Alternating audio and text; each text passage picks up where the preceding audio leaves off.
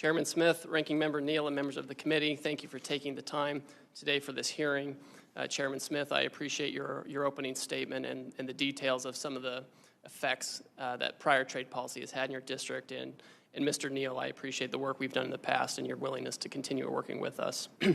Last Wednesday, President Trump declared a national emergency in response to the large and persistent trade deficit that has built up in recent years. This deficit is driven in part by non-reciprocal tariffs, trading barriers, and other economic policies pursued by our foreign trading partners. President Trump imposed tariffs to address this emergency. These measures are aimed squarely at achieving reciprocity and reducing our massive trade deficit. This national emergency declaration and tariff action is the most significant change in U.S. trade policy since we allowed China, unfortunately, to join the World Trade Organization.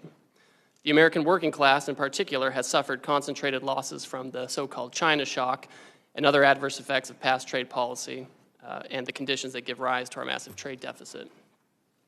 The United States has lost 5 million manufacturing jobs and 90,000 factories since 1994. President Biden left us with a $1.2 trillion trade deficit in goods, the largest of any country in the history of the world. The United States' share of world manufacturing output declined from 28% in 2001 to 17% last year. In the fourth quarter of 2024, U.S. manufacturing as a share of gross domestic product was the lowest it had been in 20 years. During COVID, we were unable to procure semiconductors to build our cars or materials for pharmaceuticals and personal protective equipment. During World War II, we built nearly 9,000 ships.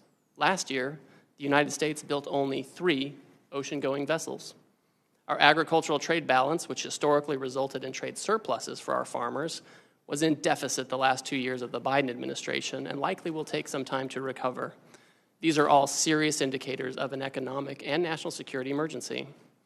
One important driver of these negative trends has been unfair, unbalanced, and non-reciprocal trade. This includes the effect of higher tariffs imposed by other countries on the United States, the effect of non-tariff measures that promote other countries' exports and obstruct U.S. exports, and other foreign economic policies favoring overproduction and degrading America's manufacturing capacity. This lack of reciprocity is an important driver of our global trade deficit and with particular countries. For example, the European Union can sell us all the shellfish they want, but the EU bans shellfish from 48 states. The result is a huge trade deficit in shellfish with the EU. We charge only a 2.5% tariff on ethanol, but Brazil charges us an 18% tariff. The result is we have a huge trade deficit in ethanol with Brazil. Our average tariff on agricultural goods is 5%, but India's average tariff is 39%. You get the picture. Our trade deficit, driven by these non-reciprocal conditions, is a manifestation of the loss of the nation's ability to make, to grow, and to build. And it's dangerous. And the president recognizes the urgency of the moment. On the very first day of his second term, President Trump issued a comprehensive memorandum setting out his trade policy direction. And over the past 10 weeks, he has executed on nearly all of these priorities. He has tightened tariffs on steel and aluminum, imposed new measures on auto and auto parts not made in the United States by American workers. On April 2nd, he declared his national emergency and imposed the reciprocal tariffs. The president's strategy is already bearing fruit. Over the past few weeks, a planned layoff for an auto production shift in Tennessee has been suspended, and that shift continues to operate. Another automaker is hiring additional employees and expanding overtime to increase auto production in the United States. Companies have announced $4 trillion in new investment in the United States. Nearly 50 countries have approached me to discuss the president's new trade policy and explore how to achieve reciprocity. Several of these countries, such as Argentina, Vietnam, and Israel, have suggested they will reduce their tariffs and non-tariff barriers. These obviously are welcome moves. Our large and persistent trade deficit has been over 30 years in the making, and it will not be resolved overnight, but all of this is certainly in the right direction. We must move away from an economy based solely on the financial sector and government spending, and we must become an economy based on producing real goods and services by American workers in our communities here. This adjustment may be challenging at times. This is a moment of drastic and overdue change, but I'm confident that the American people will rise to the occasion as they've done before. I trust them. I trust that they can do this. I appreciate this committee's interest in President Trump's trade agenda, though we may not agree on everything and may have some severe disagreements at times. It's my hope that our shared interest in doing what's right for the country will allow us to collaborate in the coming weeks and months. Thank you again for your time, and I look forward to our conversation. Mr. Trade Representative, are you aware that the tariffs have been paused? I am, yes. When were you made aware of that? Well, I understood the decision was made a few minutes ago. It's something Sitting here, under discussion. Sitting here, under discussion. So did you know that this was under discussion, and why did you not include that as part of your opening remarks? So typically what I don't do is divulge the contents of my discussions with What are the President details and of the Congress. pause? Well, my understanding is that because so many countries have decided not to retaliate, we're going to have about 90 days. No, excuse me? China increased their tariffs on the United States. Trump blinked. What's the blink, sir?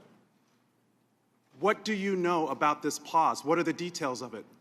Well, the details, as I understand it, is that China continues to retaliate. Other countries didn't retaliate. The president 2 or 3 days ago said we wanted to negotiate with those countries that asked for meetings. That's what we're doing. What are the details? How long is the pause? How many days? How many weeks? I understand it's 90 days. I haven't spoken to the president since I've been in So the this trade hearing. representative hasn't spoken to the president of the United States about a global reordering of trade. Yes, I have. And I've just yet been in the hearing with you, sir. But yet he announced it on a tweet? WTF? Who's in charge?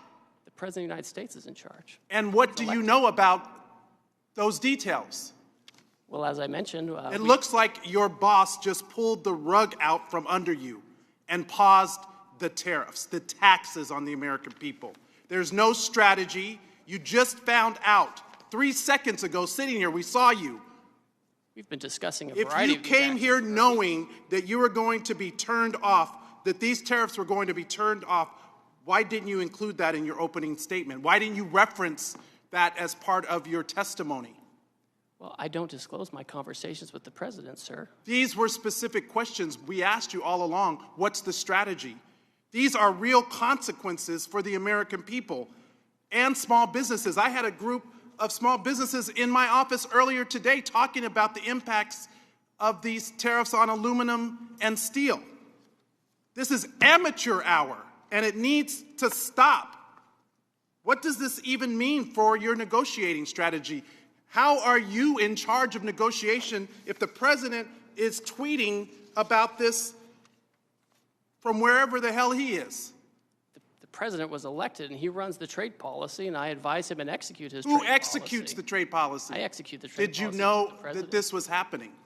We have been discussing all kinds of And there's another options. member of the cabinet, Bessent, who just canceled coming to the Hill to avoid talking about the market because it's in turmoil. This in just days because there was no strategy, there was no plan. The president chose to take actions that he didn't even have the authority to take. He's put our economy in disarray and near collapse. We have small businesses and Americans who are concerned about their well-being, people's retirement, people's 529 accounts went down because of this administration. We have people that are planning to send their kids to college this fall. People who are retiring whose benefits have declined. Is this market manipulation? No. Why not? If it was a plan, if it was always the plan, how is this not market manipulation? It's not market manipulation, sir. Well, then what is it? Because it sure is not a strategy. We're trying to reset the global trade system. And That's offshored all of our factories. what has that done? Offshored all of How our have you jobs. done? How have you achieved any of that?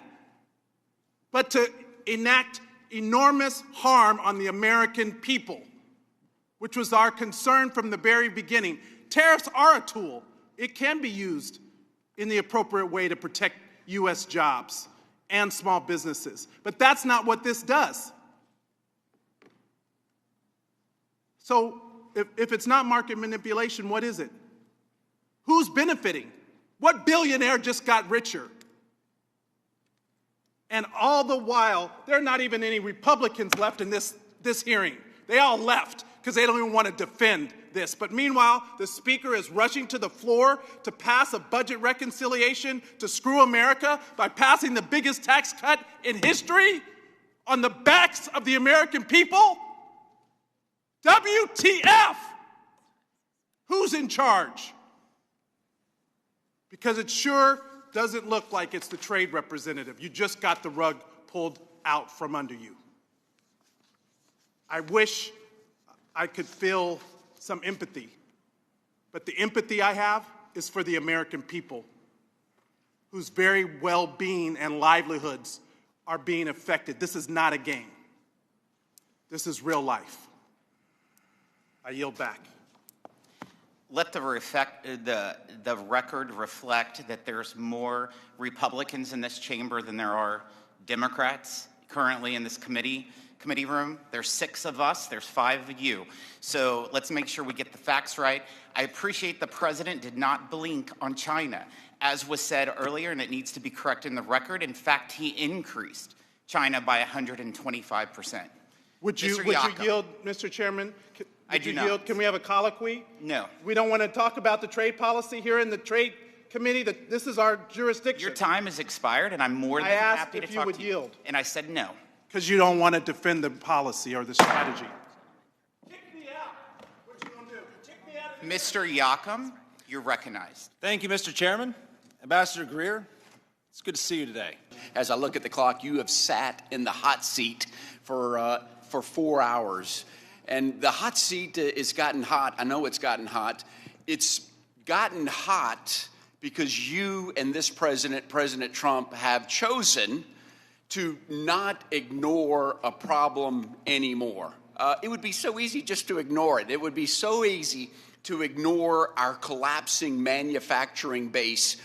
It would be so easy to just ignore that we're subsidizing the rest of the globe right now, but it's not how you roll. It's not how this president rolls. We're determined to make things better. The problem is, as you know this already, since 1994, we've lost 5 million manufacturing jobs, 90,000, I'm looking at a camera somewhere. I want the American people to know what's at stake. 90,000 manufacturing plants have closed. You have said enough. You have said enough. This President Trump said, I'm going to fix it. I'm going to leave it better than I found it. And for our kids and grandkids, no more. Ambassador Greer, can you tell the American people what's going to happen if you just ignored it? If we just ignored it, how long? Is it unsustainable? If we just ignored the problem, what happens to our economy? Now, thank you for your comments. I agree completely with you.